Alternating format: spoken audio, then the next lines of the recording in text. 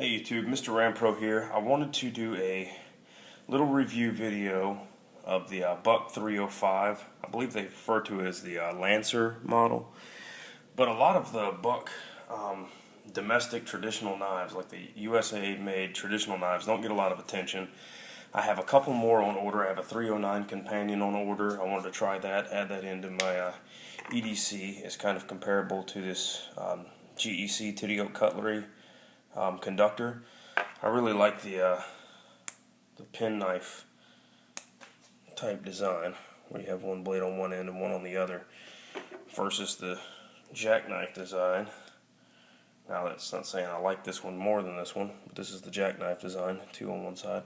I really like the equal-ended kind of little knives.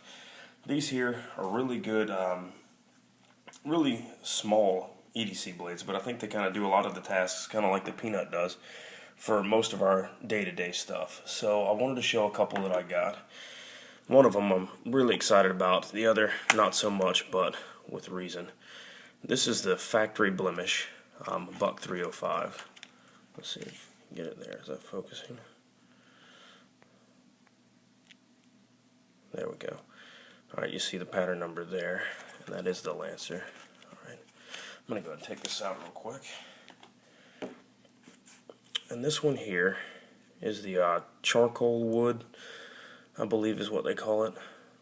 Little bitty knife. This is the Peanut closed. You can tell this is a really small knife. And this is also a Stockman. This is a mini Stockman from, what the hell is the name of this brand? Bear & Sons. Not too bad. Not the best, but not too bad. I wanted to show this here. You can see the FB on the blade there. Hope that's coming out. Just a couple of comparisons.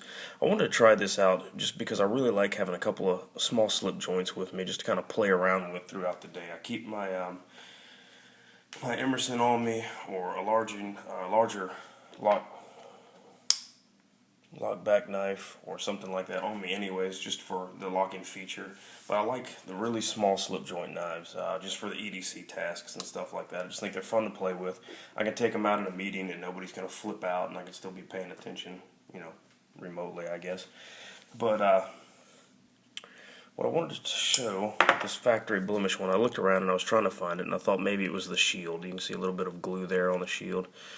And I thought maybe that was the reason it was a factory Blemish, because this had a fairly decent point on it, a little bit rounded, but not bad, fairly decent point overall, until I pulled the small coping blade out. Now that coping blade, the grind, was hideous, and still is. I haven't been able to fix it yet. It was absolutely terrible. I mean, completely dull, and it wasn't like it was even remotely ground. It was kind of like just a flat tip screwdriver on this side. It was terrible. It's a little better now, but not really that good. I had actually ordered one before this one, and that's where this one comes into play. Just because I really liked the bone handle and stuff like that, the jig bone patterns and stuff. So I got this one to kind of have as my daily carry when checking out this pattern. A really nice brown jig bone. Now it is a limited edition, but the extra quality that went into this thing was just marks above what your basic levels are. The springs are tighter. The fit and finish is just excellent compared to, I know this is, I believe, a 2005 or 2006, the limited edition. And the other one, I don't even want to begin to guess, but I would imagine somewhat newer. Buck has a really weird dating system, I believe, if I'm not mistaken. After the pattern number, there's a couple of different symbols and stuff like that, and I think that that's what their dating system is. I'm sorry, I'm extremely parched. Having a Corona, and that would be the reason for the no noise and gulping sounds in the background. Here are the coping blades here. You can tell the top on the fit and finish is just a whole lot better. Just the overall grinds and stuff like that. But even at a limited edition, I think I got it for $25 off of the Bay. Really nice. The bone's kind of sharp. The center pin here sticks up a little bit. I don't know if you can see that or not, but this side sticks up a little bit and actually has some fairly sharp edges on them, so I'd probably try to round that off a little bit if I could. Your regular one does not have the pins here in the center. Obviously the shields are a little different. But I wanted this just to try it out so I wouldn't tear this one up for no real reason. You know, if I didn't like the pattern at all, I didn't want to have a limited edition one kind of torn up. So I figured for the, maybe not necessarily the best idea I had here, but this was like 25 bucks, and I think this one was right at about 20 with shipping by the time I finally got it, and it was a factory blemish. So I was like, well, crap, you know, I can't really judge that off of it, so this is really null and void out the window. Might just give it to my wife to throw in her purse or something and get a regular one and have to judge it off of that. So after I really thought about it, I'm like, it's not very fair to compare the limited edition with a factory blemish anyways. I mean, you can see basic grind lines and stuff like that, overall fit and finish.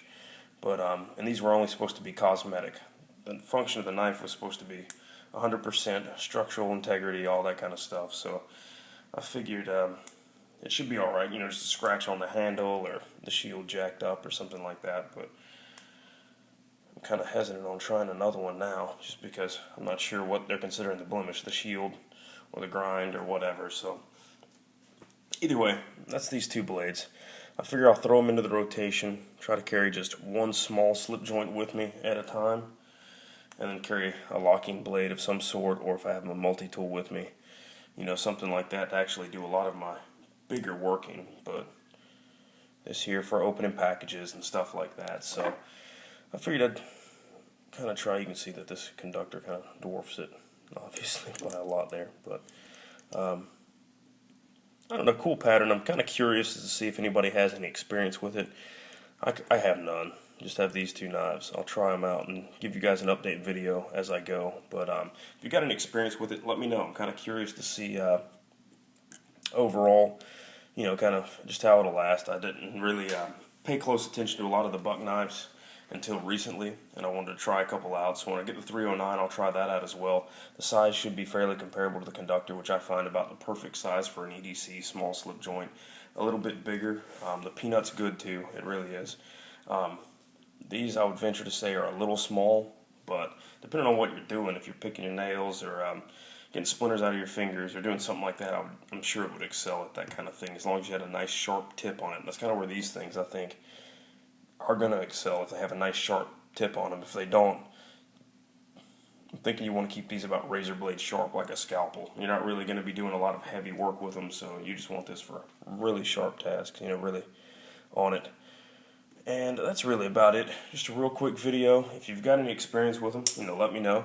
I'll give you guys a full-on, you know, using review later on. Just wanted to show what I'd picked up. If you guys might be interested in something like that in the future yourselves, you might want to go ahead and, you know, snatch them up and stuff like that. I did read somewhere that the factory blemishes were no longer being marked as factory blemishes. I don't know if that's true or not, just because Buck apparently has a forever warranty, which the factory blemishes were also covered under, so they decided just to stop marking the factory blemishes. I'm really not 100% on that, but I thought I remember reading it on one of the forums.